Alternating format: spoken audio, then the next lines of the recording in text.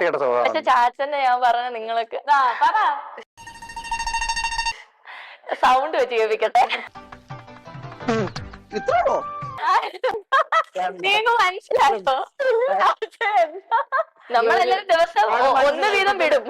അതാ ഞാൻ ഫസ്റ്റിലേ പറഞ്ഞത്, കയ്യപ്പൊത്തൊന്നും കാണിക്കരുത്, നാറ്റിക്കരുത്. നിങ്ങൾ കേട്ടില്ലേ? ഇപ്പൊ തന്നെ ആൾക്കാർക്ക് മനസ്സിലായി. എന്താ എനിക്ക് മനസ്സിലായില്ല, ഞാൻ ക്ലിയർ ആയി കേട്ടില്ല. ഞാൻ അറിയാത്ത എന്ത് കാര്യമാ ഇവിടെ? എന്താ കൈമളെ? വേണ്ടേ? അല്ല ഞാൻ സ്പെല്ലിംഗ് പറയട്ടെ. വേണ്ട, നീ ഒരു സ്പെല്ലിങ്ങും പറയണ്ട. ഇതിനൊരു നാണല്ലേ?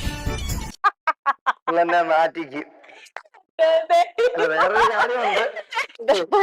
കാര്യമുണ്ട്, അത് എനിക്ക് അത്ര ദോഷകരമല്ല കേട്ടോ. മിസ്റ്റർ തരം, വൈകിട്ട് എന്താ കഴിച്ചത്? പരിപ്പും ഉരുളക്കിഴങ്ങും. റിസ്ക് എടുക്കണ്ട.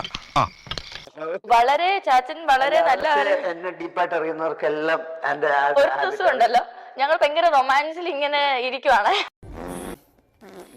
എന്നെ കേക്ക്, റൊമാൻസിൽ ഇങ്ങനെ ഇരിക്കുവാ. അപ്പത്തേക്കും എന്തോ വലിയ ഫണ്ണി കാര്യം പറയുമ്പോ ചാച്ചനോണെ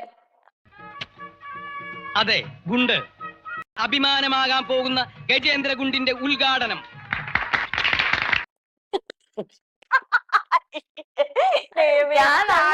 അവസ്ഥ.